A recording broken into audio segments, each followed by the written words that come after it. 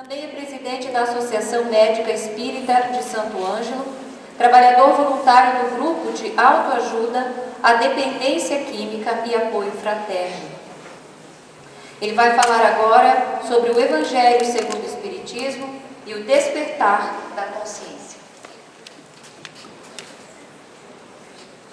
Uma boa noite a todos. E o trabalho que eu vou fazer agora aqui com vocês, que é em cima do Evangelho, o Evangelho Despertando Consciências, ele já veio sendo intuído desde a comemoração dos 150 anos do Evangelho segundo o Espiritismo. Então, por ocasião dos 150 anos, veio a intuição da gente transformar o Evangelho em poesia e música. Então, eu trouxe para a cidade pela primeira vez esse trabalho. Tá? Aqui está o livro, depois quem quiser tomar contato com ele, adquirir, tem ali. Tá?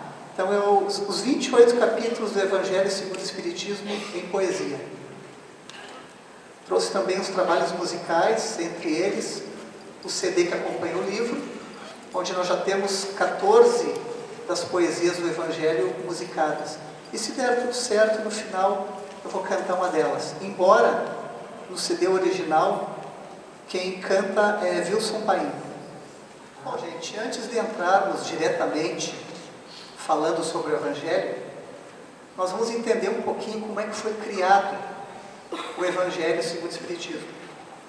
E onde nós encontramos é no livro Obras Póstumas.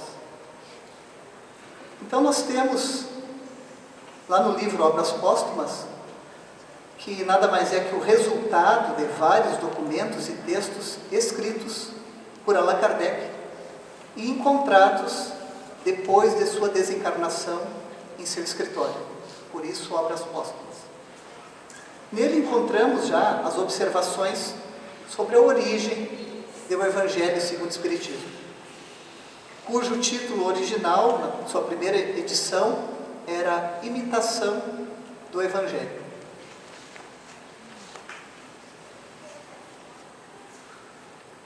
Lá a gente encontra coisas muito interessantes sobre essa obra, porque é como se mostrasse os bastidores da construção do Evangelho segundo o Espiritismo.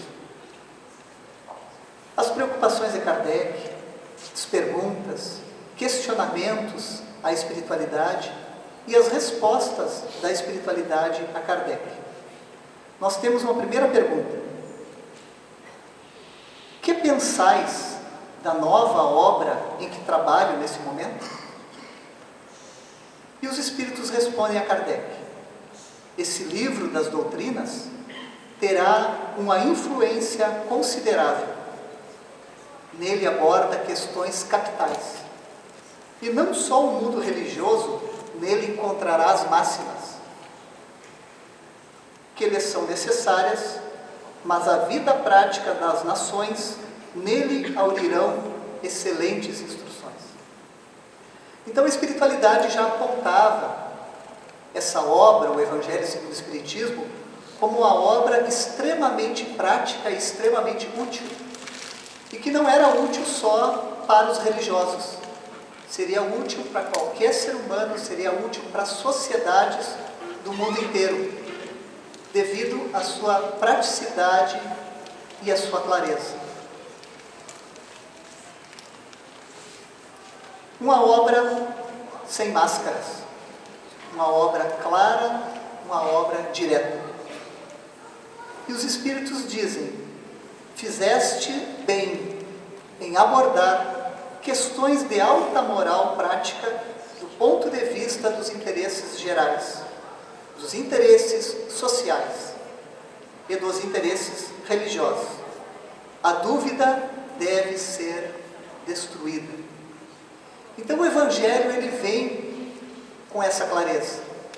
Ele vem com esse objetivo de deixar tudo extremamente claro. Porque nós temos 3 revelações. A primeira revelação com Moisés, onde Moisés tem o mérito de apresentar pela primeira vez o Deus único, porque até então acreditavam-se em vários deuses. Só que Moisés vivia numa época onde ele não poderia apresentar tudo totalmente claro, e nem o próprio Deus ele pôde apresentar como realmente ele é. Devido à selvageria da época, devido às pessoas não terem condições, não terem o respeito, às escravidões, à primitividade que o povo vivia, Moisés apresentou um Deus punitivo, vingativo, para tentar controlar aquele povo. A segunda revelação vem com Cristo, onde Jesus apresenta Deus já de uma forma diferente. Um Deus sempre onipotente, onipresente, onisciente, mas um Deus amor, um Deus perdão, como o nosso palestrante falava anteriormente sobre o perdão. Como poderia Deus ser punitivo, vingativo, não perdoar, se nós mesmos, como seres humanos, fomos ensinados pelo Cristo a perdoar? Não 7 vezes, mas 70 vezes 7 vezes. Então esse Deus, como é superior a tudo e a todos, claro que ele tem que ser muito mais amor e perdão ainda. Então foi esse Deus que Jesus nos apresentou. E não só apresentou, exemplificou.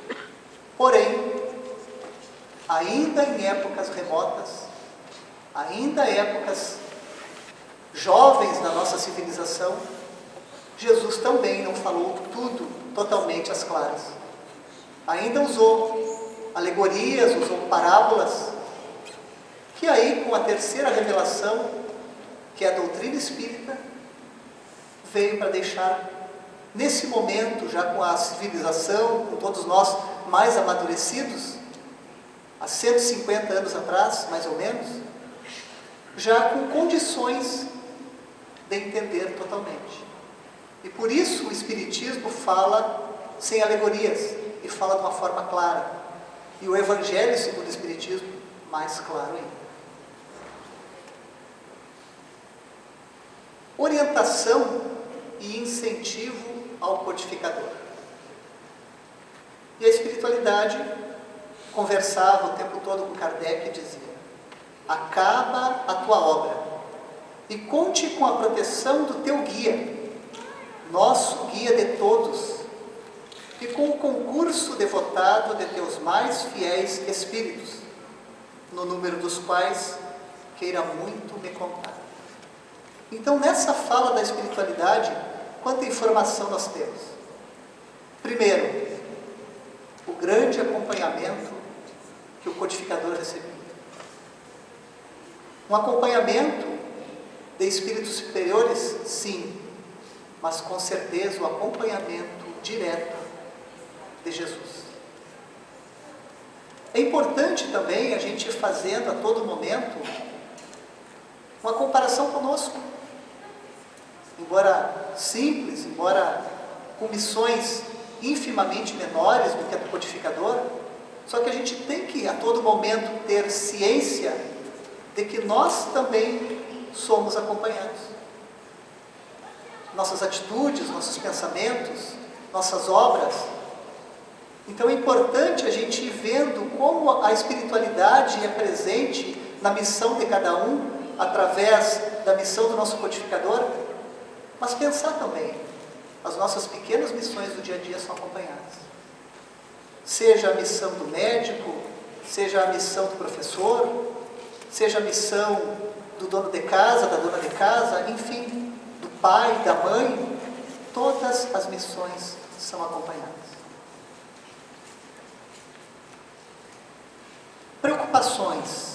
Embora todo o acompanhamento da espiritualidade superior, inclusive o acompanhamento de Jesus, isso não impede que o ser humano aqui encarnado, e até mesmo Kardec, tivesse suas ansiedades, tivesse seus medos, tivesse as suas dúvidas.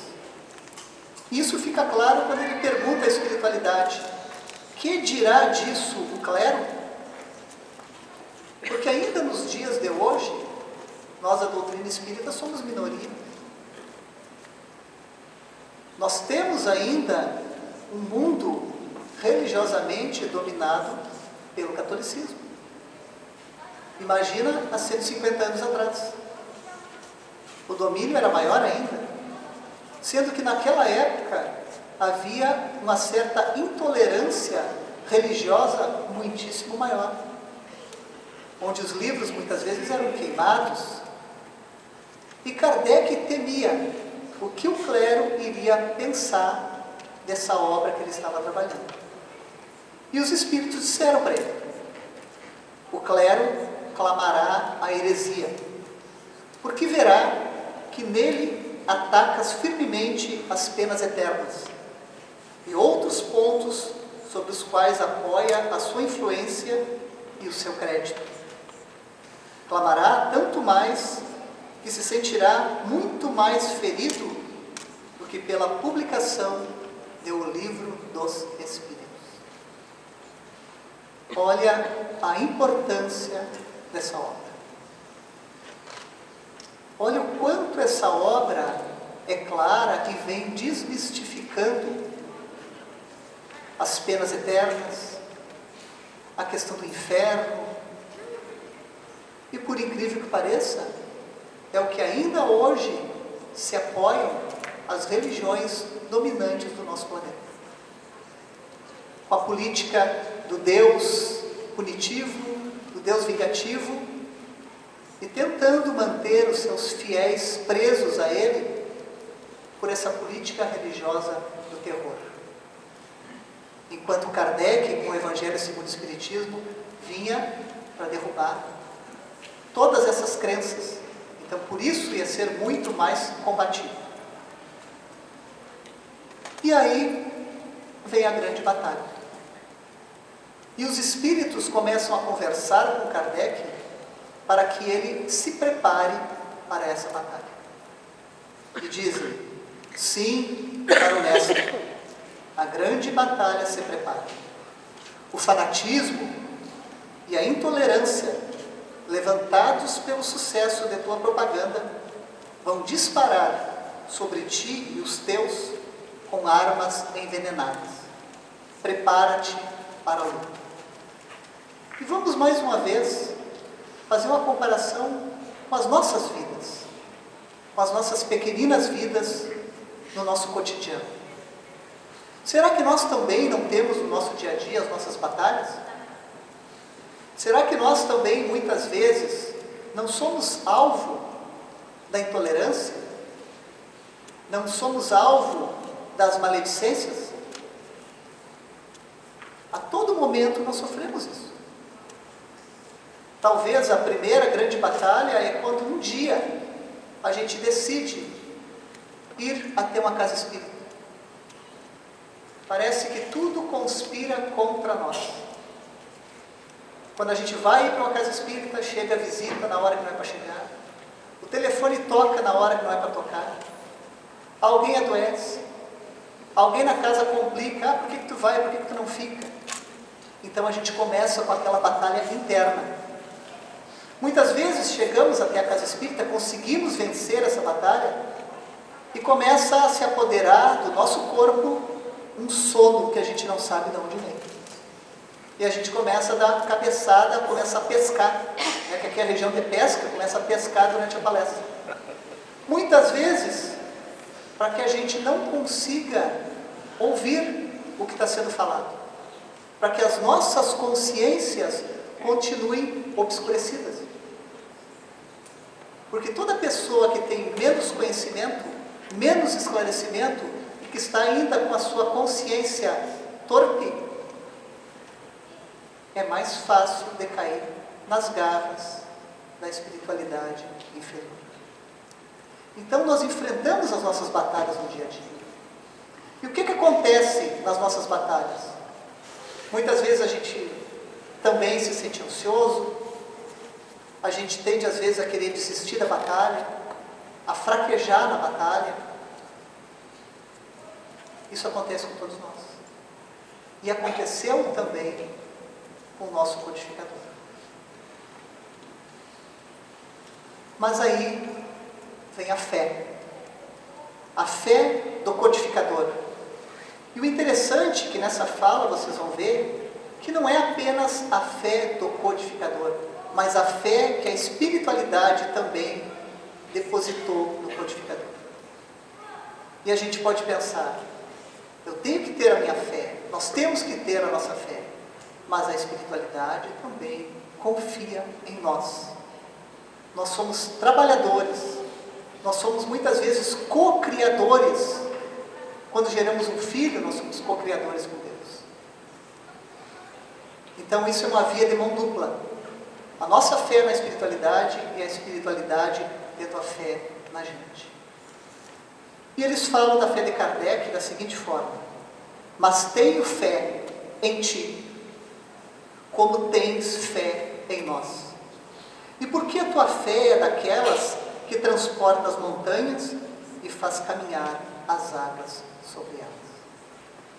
É nessa fé que nós temos que nos guiar. O apoio da espiritualidade e do Mestre Jesus. Coragem, pois, e que a tua obra se realize. Conta conosco e conta, sobretudo, com a grande alma do nosso Mestre de todos, que te protege de um modo tão particular. A cada um, segundo as suas obras. Então nós vemos claramente que Jesus, de um modo particular, acompanhava Kardec, além de toda a espiritualidade superior. Assim como nós, todos nós, cada um de nós, tem o seu mentor espiritual. Assim como temos inúmeras companhias espirituais, de acordo com os nossos pensamentos, se são bons, se são voltados para o bem, nós vamos angariar companhias espirituais que se comprazem daquele bem que pensamos e que tentamos fazer. Agora, o contrário também é verdadeiro. Se nós vamos nutrindo no dia a dia pensamentos equivocados, o pensamento da inveja, como o nosso palestrante falou anteriormente, o pensamento do não perdão, o pensamento da fofoca, da maledicência, da ira, do desespero, nós vamos abrindo portas para que cada vez mais se afeiçoe a nós espíritos nessa mesma sintonia espiritual. Então somos nós que escolhemos as companhias espirituais. Mas independente disso, particularmente, nós temos um protetor espiritual. Na revista A Reencarnação, por ocasião dos 150 anos, o aniversário do Evangelho segundo o Espiritismo, fez inúmeras reportagens nessa revista de número 446, que vale a pena irem atrás da revista. E entre os inúmeros artigos eu pensei uma pequena passagem para ler para vocês, que diz assim: quanto mais se estuda essa obra, mais se lhe identifica a grandeza e a atualidade do seu conteúdo.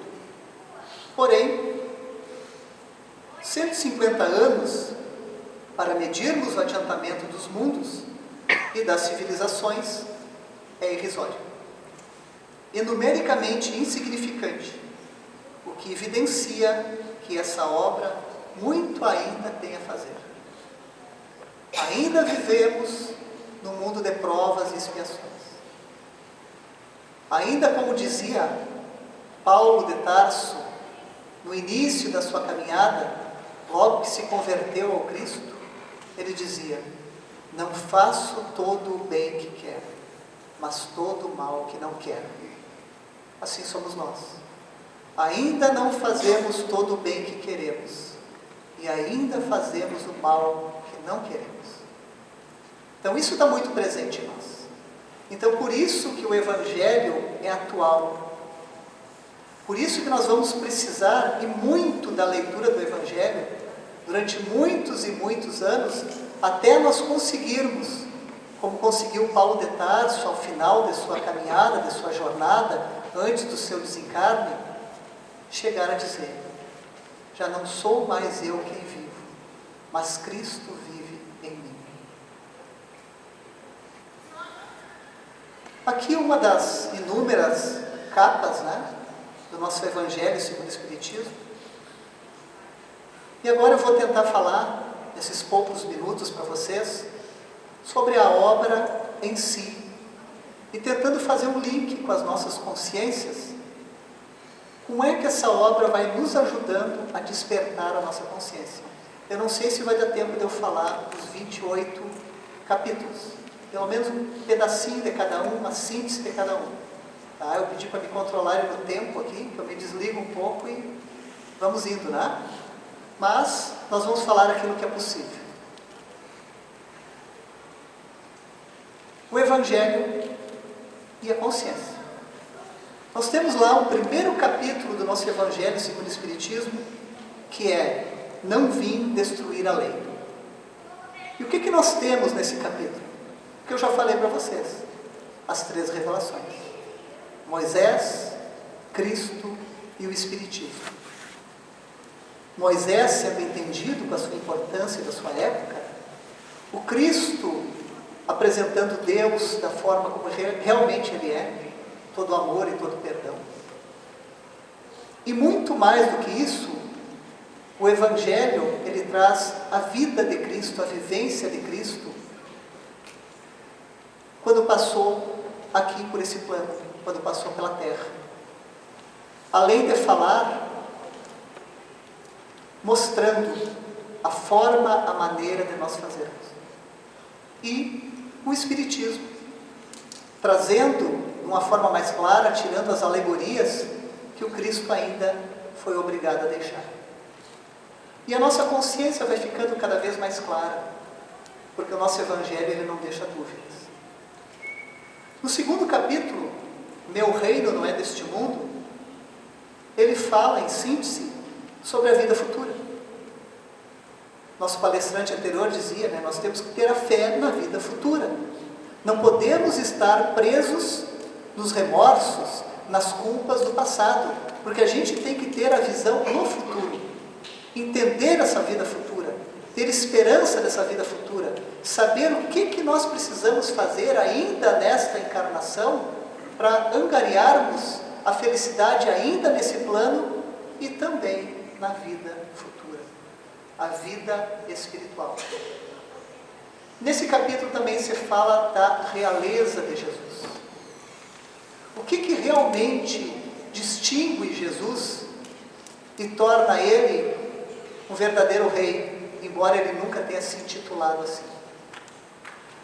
Nesse capítulo tem uma passagem muito interessante, que é de uma rainha da França, que fala a sua história e fala da sua grande decepção ao adentrar no mundo espiritual. E nesse livro, sobre as poesias do Evangelho, eu pensei justamente a fala dessa rainha, porque ela sintetiza o que é o mundo espiritual e o quão diferente é o mundo espiritual do que muitas vezes nós imaginamos. Às vezes apegados à vaidade, ao orgulho, aos cargos, aos títulos, ao materialismo, ao sexo desenfreado, promíscuo, aos gozos rápidos, compulsivos, e sem nos dar conta do que nos espera depois. Então eu vou ler essa poesia para vocês, para ilustrar o que essa rainha falou em relação ao seu desencarne.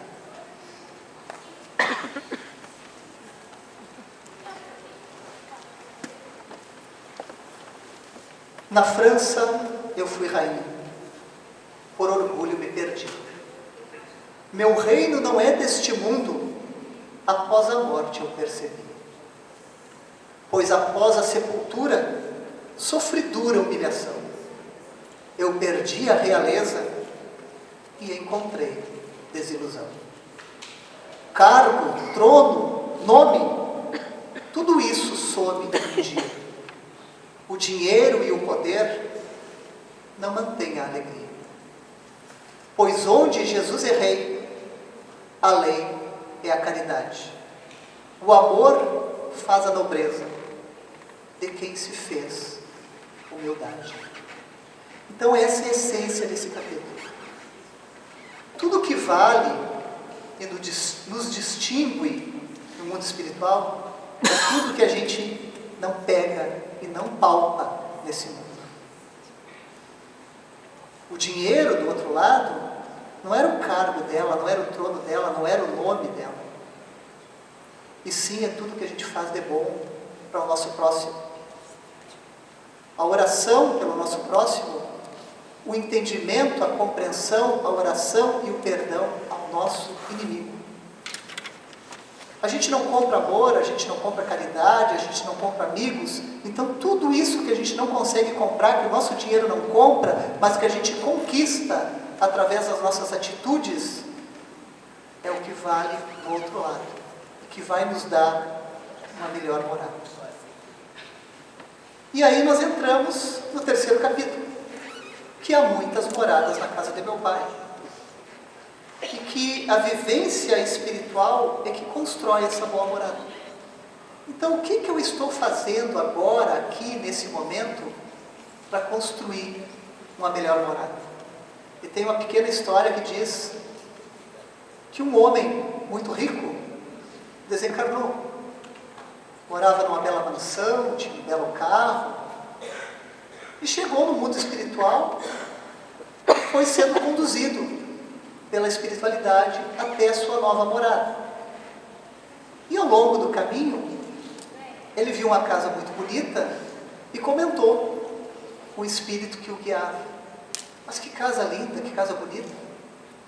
E o espírito falou: essa é da Maria, que trabalhou com você.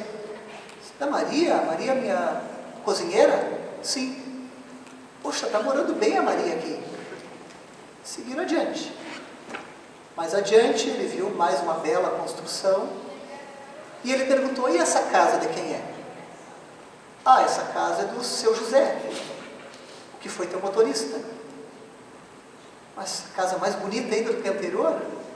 Sim, muito bela casa. Mais adiante, foram indo, até que chegaram em frente a uma pequena casa e os espíritos disseram: esta é a sua nova morada. Ele disse: mas como?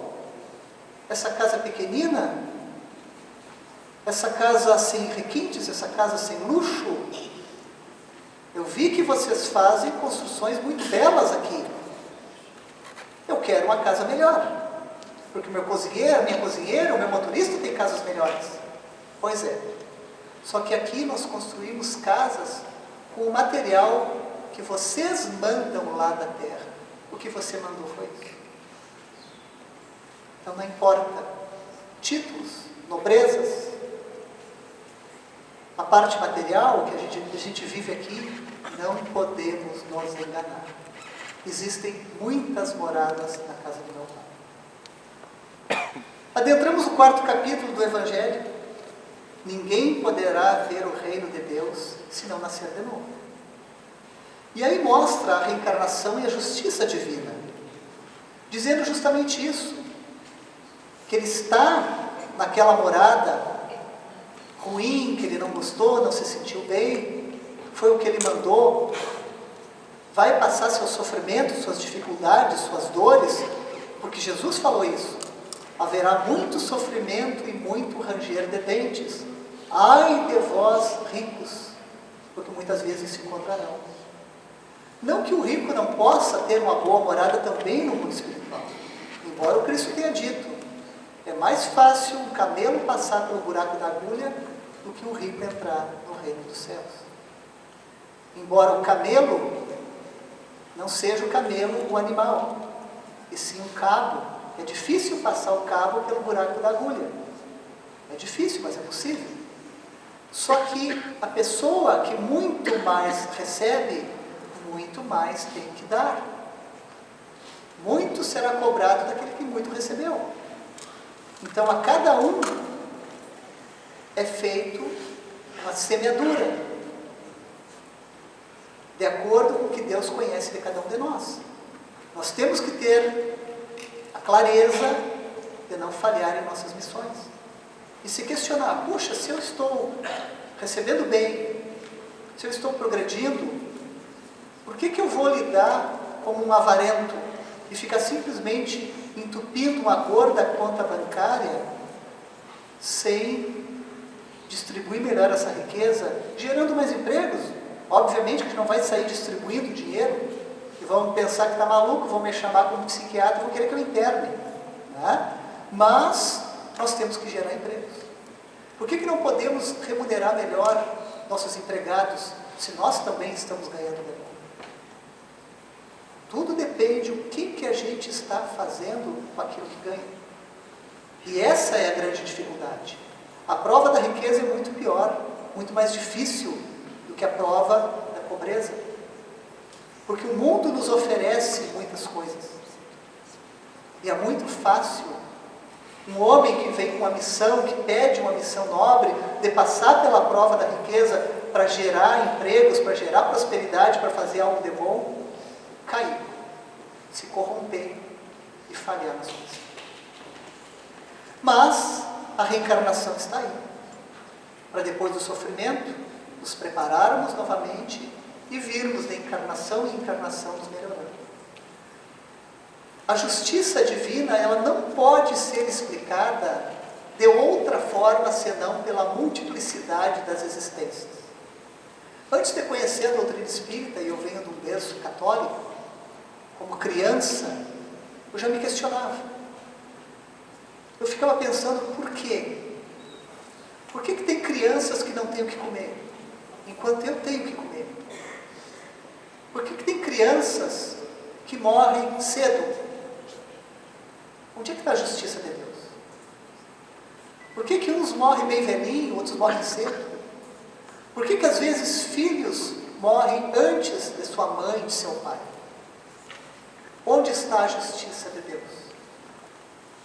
E muitas vezes eu questionava, ia na igreja, perguntava para o padre, e o padre me dizia, olha meu filho, são mistérios da fé. E aquele mistério da fé, ele me inquietava, não me deixava em paz. Mas eu estava lá, sempre na igreja, toda semana. Ia para a biblioteca, ler a Bíblia, porque eu não tinha Bíblia em casa, então eu ia ler na biblioteca com 11 anos de idade, lendo o Velho Testamento, dificílimo de entender, tentando buscar uma resposta e não encontrar. Adentrei a universidade, a faculdade de medicina, e me encontrei com a ciência, com toda a sua lógica, a sua anatomia, a sua fisiologia, e mostrava realmente o porquê que as coisas aconteciam e não tinha mistério. E aí eu me tornei ateu. Acreditava só na ciência, porque era lógica. A religião não me apresentava uma lógica. Até que conheci o Livro dos Espíritos. E no Livro dos Espíritos fui entendendo sobre a reencarnação, vendo a justiça e entendendo, juntando, fazendo um link com a medicina que eu estudava. E comecei a entender que aquelas crianças com asma, aquelas crianças com bronquite, aquelas crianças que manifestavam câncer muito precocemente, não eram injustiçadas, não eram abandonadas por Deus. Eram espíritos que em encarnação anterior vieram com um corpo saudável, mas ao invés de cuidar bem desse corpo, sucumbiram às tentações materiais, por exemplo, do tabagismo. Foram fumando. Ah, mas o meu avô faleceu com 90 anos, fumou a vida inteira, nunca deu nada. Sim, tinha um corpo saudável, mas ele mapeou o seu perispírito, que forma a genética para o próximo corpo físico. E esse vovozinho, ele vai ter que vir novamente numa família de tabagistas para herdar a genética que ele necessita para o seu corpo, porque nós damos continuidade àquilo que nós mesmos fizemos.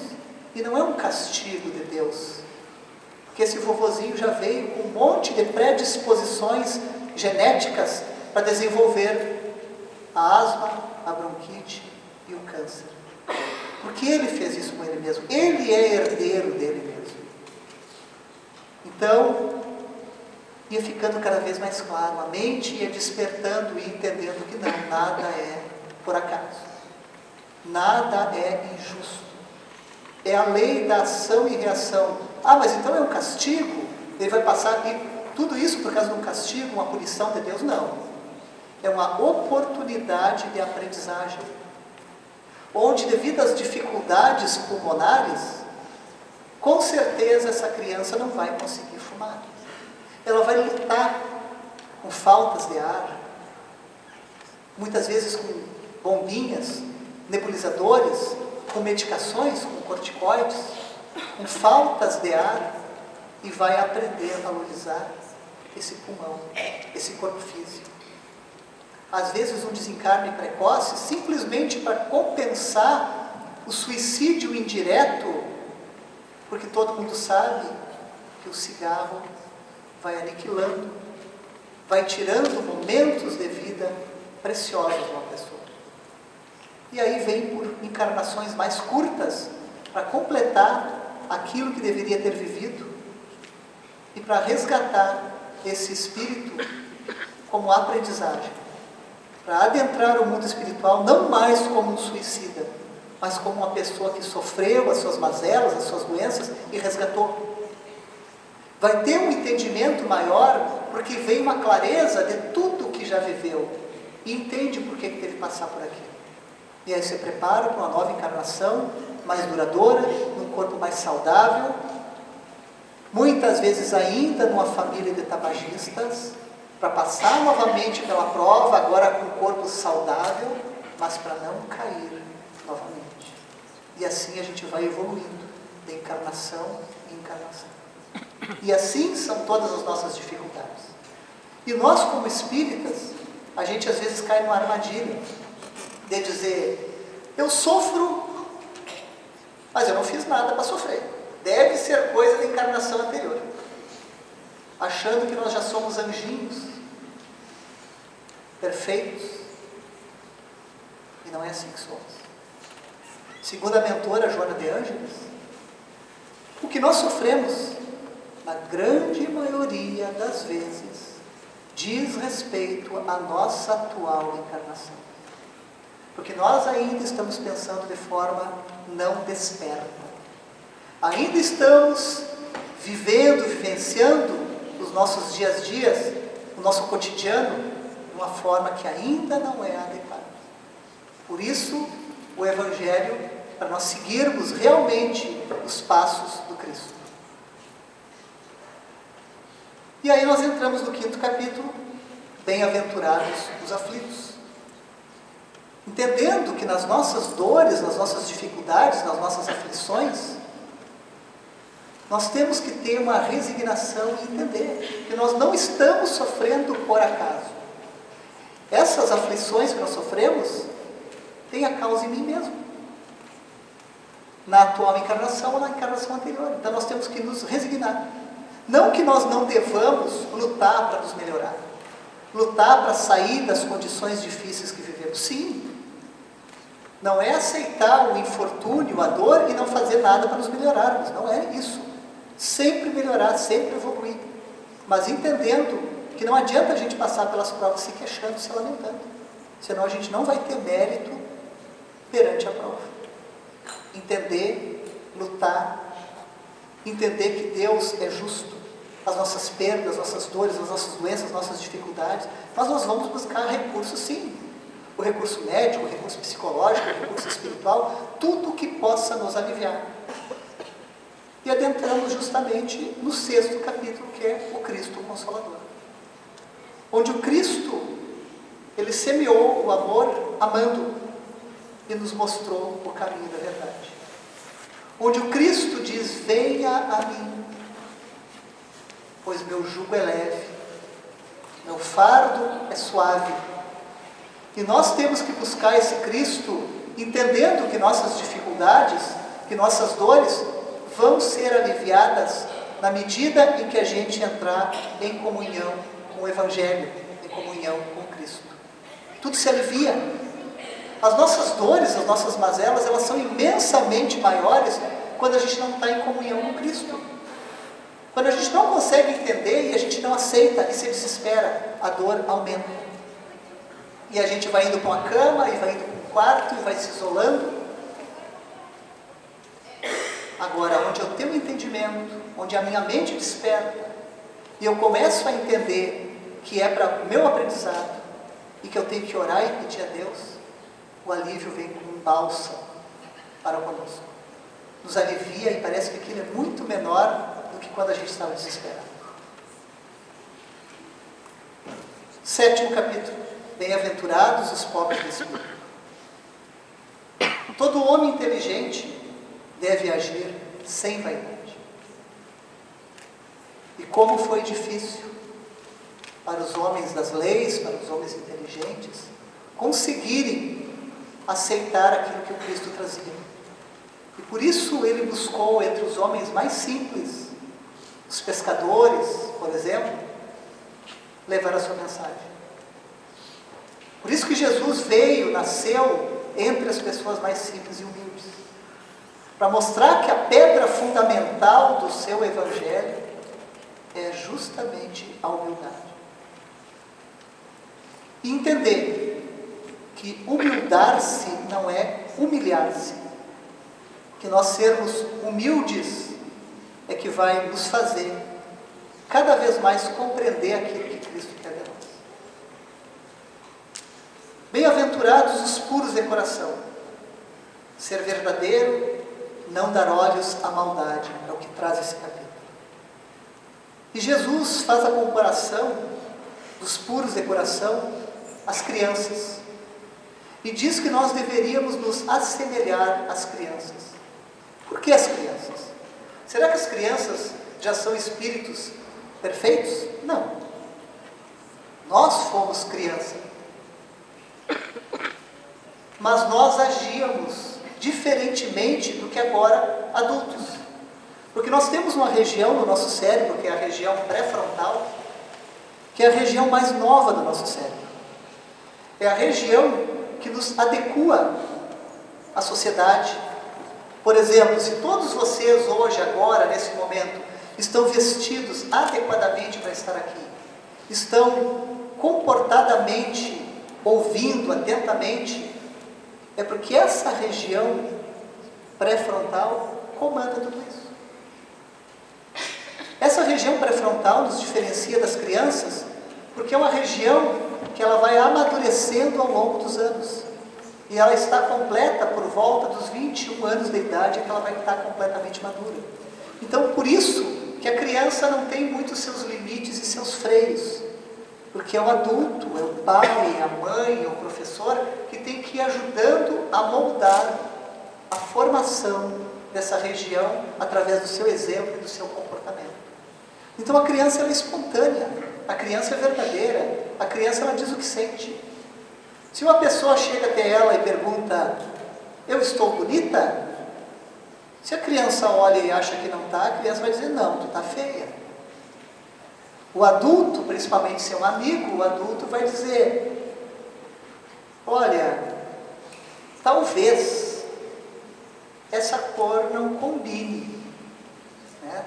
Talvez seria melhor a gente trocar. Quem sabe eu te ajudo. Vamos lá, vamos ver uma outra que combina. Não está combinando muito, mas ela nunca vai dizer que a pessoa está feia. Se é um inimigo, às vezes o inimigo diz. Né? Mas esse é outro papo. Mas a criança, então, tem essa diferenciação. E nós, adultos, quando amadurecemos, nós perdemos isso aí. A gente começa a usar essa região pré-frontal não só para amenizar algo duro, algo difícil de dizer a alguém, mas a gente esquece e começa, muitas vezes, a meter os pés pelas mãos. E começa a enganar a gente mesmo. E começa a não ser verdadeiro conosco. E a gente começa, muitas vezes, a dar inúmeras desculpas para os nossos comportamentos, às vezes, equivocados. No entanto, a gente olha para o outro e já julga, critica, culpa. Mas a gente sempre tem uma desculpa para nós mesmos. Então, a gente está encobrindo de uma forma inadequada. A gente tem que olhar para o outro com indulgência e olhar para nós, a ver realmente a nós mesmos os nossos comportamentos sem máscaras e fazer um questionamento. Aquilo que eu estou fazendo, será que está adequado? Se eu visse outra pessoa fazendo o que eu estou fazendo, eu criticaria, eu julgaria, eu condenaria ou eu absolveria?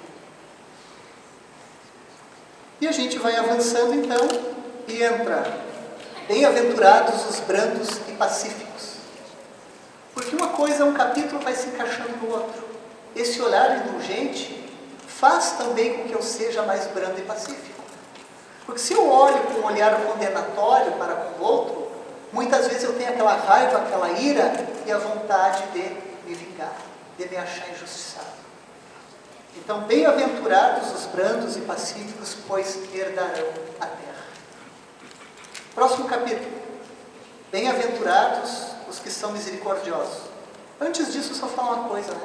Que às vezes aqui na terra, no dia a dia, a gente acha que aquela pessoa que fala mais alto, aquela pessoa que se impõe, aquela pessoa que responde, aquela pessoa é forte. Aquela pessoa é mais homem, é mais macho, seja lá o que for. Dentro de uma sociedade ainda machista que vivemos. Só que aquele que é homem de verdade é justamente aquele que não agride. É justamente aquele que não precisa alterar a voz, que não precisa impor a força, nem a força física, nem a força material ou financeira do dinheiro. É aquele pai que sabe ser brando. É aquele pai que, embora seja pai, consegue orientar o filho sem precisar agredir, bater, sem gritar mais alto: eu é que mando, eu é que digo o que deve ser feito aqui dentro de casa. Ou no trabalho, a mesma coisa. Então, essa brandura de coração, ela vai justamente desse sentimento de que eu vou fazer o meu melhor para comigo e para o meu próximo através do diálogo. Através de uma argumentação, através do falar e do ouvir, de ter a humildade de reconhecer quando eu estou errado, e de aprender até com as crianças, de aprender com o jovem, de aprender com o idoso, de aprender com a esposa, de aprender com cada ser humano que passa no nosso caminho. Então, essa é a brandura. E esse é que vai herdar esse mundo que está mudando, e não falta muito tempo para mudar. Mudar para um mundo de regeneração. Vai ficar na terra o brando e pacífico. Os demais vão reencarnar num mundo bem mais atrasado que nós, para tentar evoluir. Bem-aventurados os misericordiosos, e aquilo que quase todo mundo conhece, né? O perdão, que já foi falado bastante, não vou falar sobre ele. A misericórdia também já foi falado, então me ajuda. Só chamar a atenção, né, da trave e o argueiro. Como é que eu vou julgar o outro, querer tirar o cisco do olho do meu irmão, a trave do olho do meu irmão, se eu tenho um argueiro dentro de mim? Então, primeiro eu tenho que olhar para mim. Eu só devo falar algo para alguém, a doutrina espírita nos ensina isso, quando aquilo é útil para a pessoa. E quando aquilo que eu quero falar, aquela pessoa que está tendo um ato equivocado, está prejudicando não só a si mesmo, está prejudicando a terceiros. Então, quando é útil para a pessoa e quando está prejudicando a terceiros. Aí eu tenho não só um dever, mas eu tenho uma obrigação de falar. Mas caso contrário, eu não devo falar. E eu devo, ainda por cima, se tiver que falar, se estiver dentro dessas situações que está prejudicando outras pessoas, eu tenho que falar da melhor forma possível, na melhor hora possível e com as melhores palavras possíveis. 11º capítulo: amar o próximo como a si mesmo. Então é aquilo, né? Fazer ao outro o que eu quero para mim. Esse é o ponto que nos ensina. Amai os vossos inimigos, retribuir o mal com o bem. Não saiba a vossa mão esquerda o que deste com a mão direita, que é o auxílio ocultando a identidade. Muitas vezes a gente vê, né, uma pessoa que vai doar alguma coisa, chega a humilhar as pessoas ao doar. Quer botar no jornal, quer botar no rádio. Então o que vai ouvir quando adentrar o mundo espiritual? Aqui é a tua morada é a mais simples possível. Mas como? Eu fiz tanta caridade, eu ajudei tanta gente. Sim, mas cada ato de caridade que tu fazia, tu cobrava. Cada ato de caridade, tu recebia louros, porque tu exaltava para todo mundo, aos 4 cantos tu dizia o que tu fazia. Então, o teu pagamento tu recebeu todo lá na terra, aqui não tem. Honrai a vosso pai e a vossa mãe. E é importante, esse capítulo traz a verdadeira parentela. A parentela que não é simplesmente a corporal, que não é a parentela pelo sangue que corre nas veias, e sim a parentela espiritual. Às vezes a gente tem famílias totalmente desarmonizadas, e que muitas vezes a gente quer que todo mundo nos compreenda, mas às vezes viemos em famílias desarmônicas para aprendermos a nos amar. E que às vezes é um progresso um não matar o outro. Porque viemos em encarnações anteriores onde as coisas foram piores. Que se nós tivermos da parentela corporal alguém que já é nosso parente espiritual, ótimo, e a gente vê isso. Às vezes numa mesma família nós temos pessoas que nós nos afinizamos muito, que é um verdadeiro oásis na nossa vida, e às vezes na mesma família pessoas que não adianta a gente não se afinizar. Mas o que a gente deve fazer então? A gente não pode mudar o outro. A gente tem que pelo menos aprender a se respeitar. E entender que às vezes pai pode ter uma afinidade maior com um outro filho, a mãe com o outro, faz parte. A gente não precisa ficar brigando por causa disso, chantageando, tu ama mais a ele do que a mim. Isso não, são sintonias espirituais. Isso a gente vai conquistando. Com paciência. Às vezes a gente tem que, muitas vezes, até dar as costas por uma família, quando ela não está na mesma sintonia que você. Isso Cristo exemplificou. Quem é minha mãe e quem são meus irmãos? Porque naquela ocasião, Maria, os irmãos de Jesus, não estavam entendendo a missão dele. E queriam separá-los da sua missão, da multidão que ele ajudava. E ele disse, minha mãe e meus irmãos são todos aqueles que fazem a vontade de meu Pai.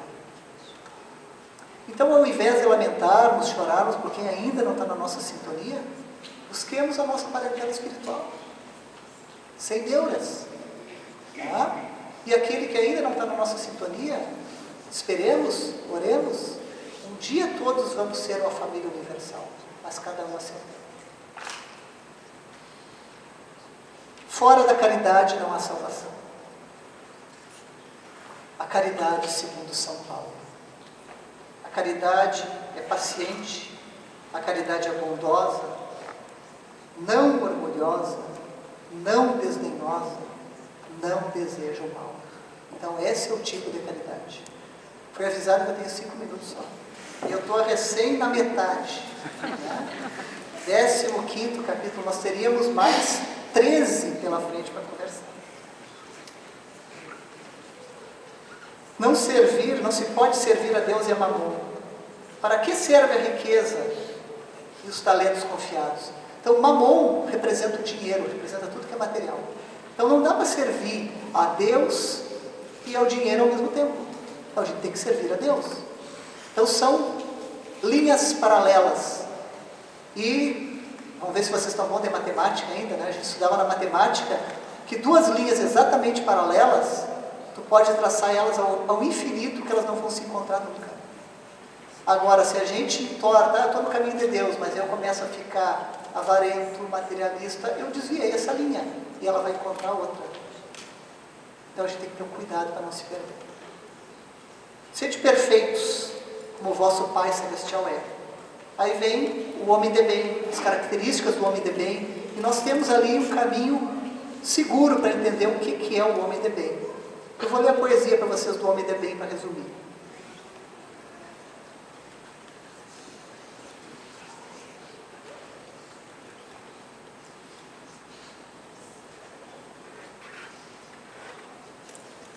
Abre seus olhos em mais um alvorecer. Já eleva o pensamento para Deus agradecer. Pela saúde, liberdade e inteligência. Pede energia e sapiência para ajudar e aprender. Na sua esposa, dá um beijo com carinho. olha os filhos de mansinho para não os acordar. E sai de casa já em boa sintonia, irradiando alegria, está indo trabalhar. Ele é o homem de bem, tem amor e caridade, sem discriminar ninguém, trata todos com bondade. Aceita as provas que vêm, com paciência e humildade. Ele é homem de bem, Jesus conduz sua vontade. Longe do ódio, do rancor e da vingança, trabalhou, foi esperança, procurou iluminar. Fez sua parte, ajudando cada irmão. Ao findar sua missão, volta contente para o seu lar. Chega a noite, antes de adormecer, está na hora de rever o que teve que enfrentar. Busca em seus atos por alguma imperfeição. Quer sentir no coração o que precisa melhorar. Ele é homem de bem, tem amor e caridade, sem discriminar ninguém, trata todos com bondade. Aceita as provas que vêm, com paciência e humildade. Ele é homem de bem, Jesus conduz sua vontade. Aqui eu li a poesia, mas a música está lindíssima. E nem está ainda nesse CD, porque esse CD tem só as primeiras 14. Nós estamos trabalhando, eu e o Paim, no próximo CD, e vão vir as próximas músicas, mas estão lindíssimas as melodias.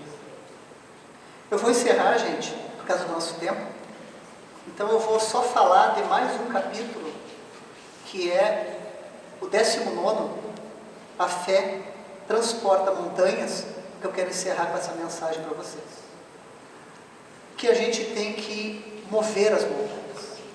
Nós temos que ter uma fé forte, uma fé que ela só vai vir através do estudo do nosso Evangelho, através do estudo da doutrina espírita. Porque fé não é simplesmente crer. A fé da doutrina espírita é mais do que crer. Eu não creio, eu sei. Porque nós temos dentro da doutrina espírita uma fé raciocinada. Uma fé que nós conseguimos entender, compreender, porque a nossa mente vai despertando a cada vivência dentro de uma palestra espírita, dentro de um grupo de estudo da doutrina espírita. As crianças, se preocupem com as crianças, colocando as crianças na evangelização o quanto antes possível. E hoje nós já temos casas espíritas que têm a evangelização desde os bebês.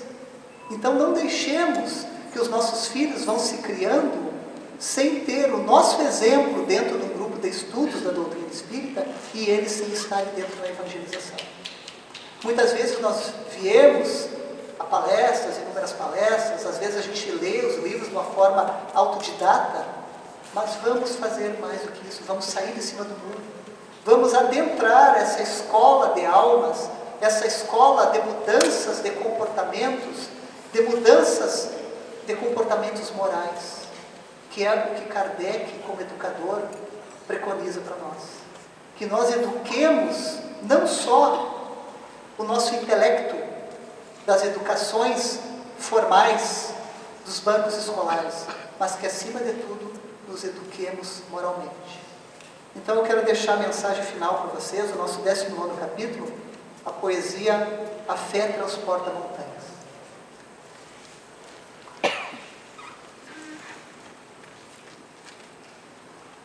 Eu tenho fé, tenho esperança.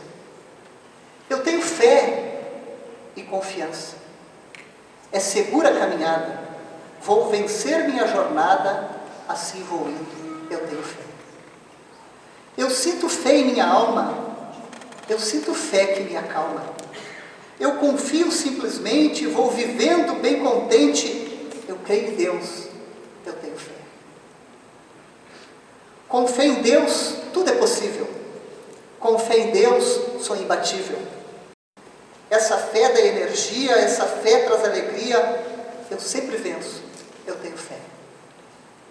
Com uma fé raciocinada, com uma fé organizada, compreendo o que a vida é, caindo me ponho em pé, vou levantando, eu tenho fé. Se eu tenho fé, vou melhorando. Se eu tenho fé, vou transformando. Meu milagre é natural. Ação no fluido universal. Movo montanhas. Eu tenho fé.